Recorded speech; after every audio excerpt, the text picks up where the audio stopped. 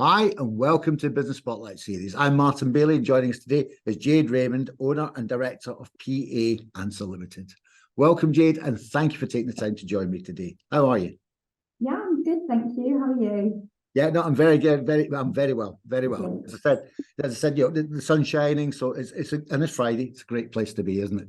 Exactly. Yeah, it certainly is. So why don't we just start our chat off this morning with you telling us a bit about who you are and what you do? Yeah, so I am Jade Raymond, owner and director of PA Answer Limited. So PA Answer is a telephone answering service, and we provide a range of general admin duties for all types of businesses. So answering phone calls, taking bookings, dealing with email management, dictation, typing letters, just general admin duties that businesses either don't have the time to do themselves, or they might need a bit of extra support because they're overwhelmed or just generally don't enjoy doing those things as well. Yeah, so I mean, they're all really essential services for solopreneurs, sole traders, startups, even growing SMEs where they can't necessarily afford to buy in, or not buy in, but have the employees doing that service, isn't it? Yeah, exactly. It's a lot cheaper than obviously employing a staff member. And since COVID, everyone started working remotely. So for lots of businesses, they've realised that the expense, the less expense that they have using us, they don't need someone sitting next to them doing that job. Yeah, no, absolutely.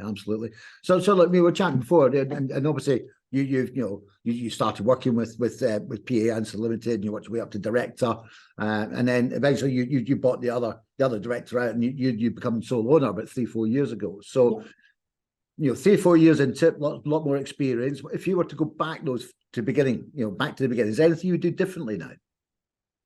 I wouldn't say there's anything in particular I'd pinpoint that I would do differently, but I think 3 years down the line, I would say I'm much more decisive. So to begin with, I maybe wanted to make a decision, but was maybe worried about making the decision, or wanted to I'll give it another opportunity, it might work out. And I think after that time, I've realised that if it doesn't work out to begin with, maybe give it 1 or 2 times, but after that, it's your best to almost stick with your original decision, if that makes sense, even if it's a tough one to make. Yeah, and what helped you get to? What helped you become more decisive? What helped you go through that sort of learning? I would say seeing the business grow in the last 3 years, when I've made that decision, it's always been the right decision, and I've always known that. So you can then see the benefits that then has on the business and on the team, and whatever that might be. So in my mind, I'm like, yeah, if I think something and I want to make that decision, just go for it, because you end up wasting time mulling it over rather than just making it quickly. Yeah, no, I think you're right. I think the biggest risk you can take is to do nothing. And I think the other thing is what you're basically saying is back yourself and don't listen to that little voice in your shoulder. Exactly. Yeah, 100%. Always like your intuition, just go with it. Yeah, no, good advice. So what's been your biggest learning in the last 4 years? Because obviously you've gone from being, working in the business, becoming the director, to becoming the owner. What's been your biggest learning? I did a lot of it beforehand anyway, but I think it's just more having that responsibility on you as a person, and knowing that you're the final person that comes down to. I've learned to be a lot more confident in myself.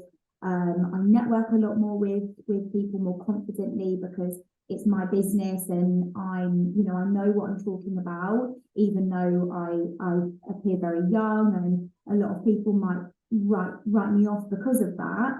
I've learned to just be more confident, be more upfront, and yeah, just kind of back yourself, and people will trust you more if you're confident, and they will then want to work with you because they see that in you, rather than maybe being a bit more shy and standoffish. Yeah, and have you found that you've naturally become more confident, or have you had to work in that aspect? I've definitely had to work in that aspect. I was very to begin with, I was not confident at all dealing with the team. Yeah. I hated having difficult conversations. But the more you do, the more practice you have, the easier it gets. I think more in the last 3 years, it's probably been dealing with the like potential customers, the public, going to exhibitions, going to networking meetings. I pushed myself out of my comfort zone to go to networking because I thought, you know, what have I got to lose? I was absolutely petrified, but now I've been going for nearly a year and I'm really confident with meeting new people, always up for giving my opinion as well. To begin with, I wouldn't give my opinion because it might not be valid and people might not listen to what I'm saying, whereas now I'm a lot more confident in if someone's got a problem, I'll give them the way that I think they could deal with that problem. And it, you know, it benefits, makes you feel good if you know you're helping other people as well. Yeah, no, absolutely, absolutely, and it's important. There's a couple of things I want to dig into there. So you talk about team leadership, and you talk about comfort zone. So how often or what do you do to push, because comfort zone's a nice, comfortable place. It's where you lie in bed all day, and that's sitting outside the comfort zone is where the magic happens. So how do you push yourself out your comfort zone? And what other ways do you push yourself out your comfort zone?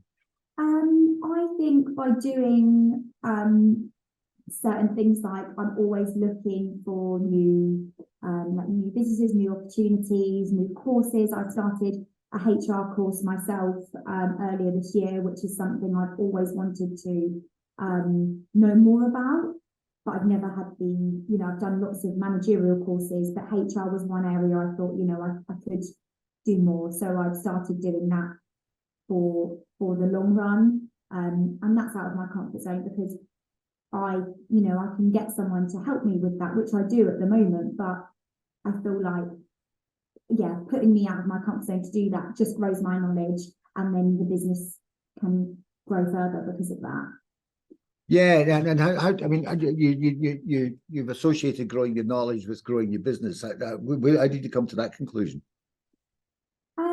I mean, since I've taken over the business, I am the mind of the business, I guess. So the more I know, the more I can put into the business, the more ideas I can get. I can then support my team as well. If I have more ideas and I grow my knowledge, I can pass that on to my team, who are the ones that are taking the phone calls and dealing with our customers. So it kind of works hand in hand that I can pass my knowledge onto my team. That then benefits our clients more. They then recommend us more because they're happier with our service. And it kind of goes around like that. So I mean, and you're very right in what you're talking about. And so, I mean, you very clearly put self-development and personal development quite high up your agenda. Mm-hmm. What percentage of your time do you think you put into your personal development versus the business? Yeah, it's a difficult one. I would say business probably more than personal development at the moment. Because, if something's going on in the business, that's more urgent, in my opinion. If there's an issue within the company that needs to be solved first, I would then, if I've got time to do something for myself to grow my knowledge, I will then slot that in when there is time available. Mm-hmm. Okay. Yeah. No. But you still plan personal development into your week and your monthly patterns. Yeah, exactly. You mentioned team leadership, and obviously you've got a team, and I'm sure that team's been growing because you've been growing.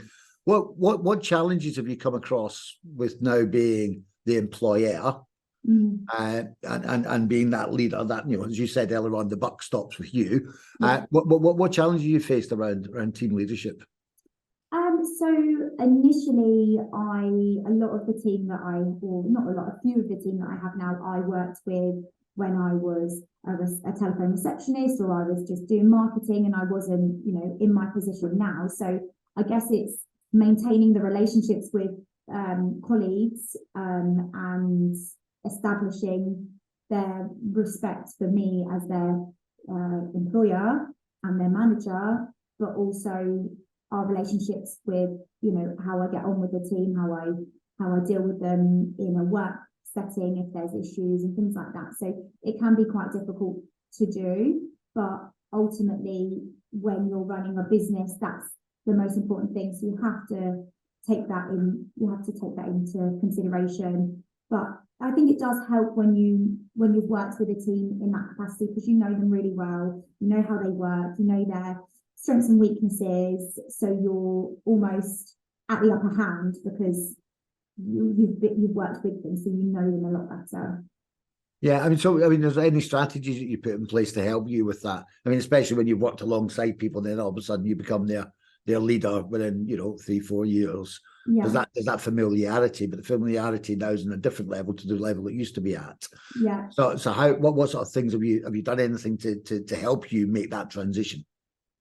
Not Or really. to help them make that transition rather than Yeah, I think it was more, we held lots of meetings, lots of catch-ups, for them to start to feel comfortable with me and my new role. And I'm very much like, my door's always open, and if you need me, I'm here. So I think it's just keeping everyone up to date with what's going on, making sure they're still comfortable with me, and just regular one-to-one sit downs. Yeah, that's it really. Okay, so it's high visibility and high communication is kind of what you're telling me. So Yeah. make sure your visibility is very high still, but you're communicating with them, but you're communicating them on a different level to the way you were communicating with them before, and helping them get used to that fact. Yeah, absolutely. Yeah, fantastic. Now, obviously, you're working in a business as a director, and you become the business owner, and then your responsibilities, as you said earlier on when we first started talking, explode. Yeah. How have you managed time? Because obviously, is time management a challenge for you, or if not, how have you worked around that? Yeah, I mean, time management is always one of those things that can cause issues. I am quite an organized person, so personally, I don't feel like I struggle that much with time management, because I set my day out. I have a list of what needs to be done and in what time frame I do them, if that makes sense. What's most important. If I don't get around to doing this, that can wait. I think it's just more, managing your day. You know what tasks you have to do each day, so keep a list of them, know in what order you're going to do them. If something comes in that's not in your daily task, obviously you have to adapt to that, but it's just dealing with, is that urgent? Do I need to interrupt what I'm doing to deal with that? And just being mindful of tasks and their priorities. Yeah, so you're essentially saying get your task and get them prioritized correctly. But I think the key thing you said in amongst that was dedicate time to getting it done. Yeah. So you almost give yourself a deadline, so therefore you can be focused to make sure you deliver it in that deadline. So it's like self-management. Yeah, some great ideas and tips in there. So look, big question. You've obviously been growing. You've had the business for the last 3-4 years.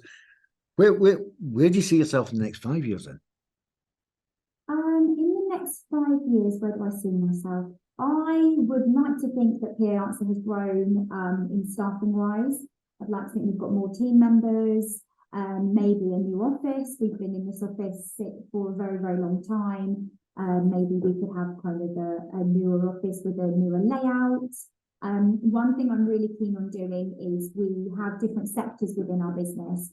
So PA Answer is obviously a general business telephone answering service, but within our business we have different sectors. So we deal with a lot of veterinary clients, and we deal with a lot of medical clients.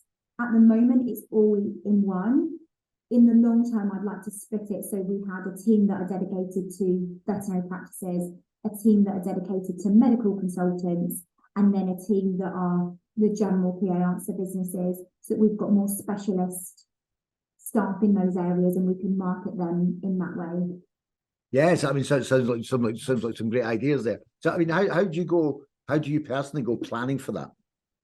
I think it's just continuing the business growth. We do get a lot of customers through recommendation, which is great, and we always, reward our clients for doing that because that benefits us. But we do lots of marketing. Like I said, I do lots of networking, which grows your name and your brand awareness in the area, with advertising in magazines, exhibitions. So I think it's naturally doing a lot of marketing and growing in that way, and hopefully that will keep continuing, and we'll start to see a split between how many clients we have in each area, and naturally that should then become a bit easier to make that divide. Yeah. Okay. So is there any advice that you've got for other business owners about that are looking to grow? Any advice you want to share?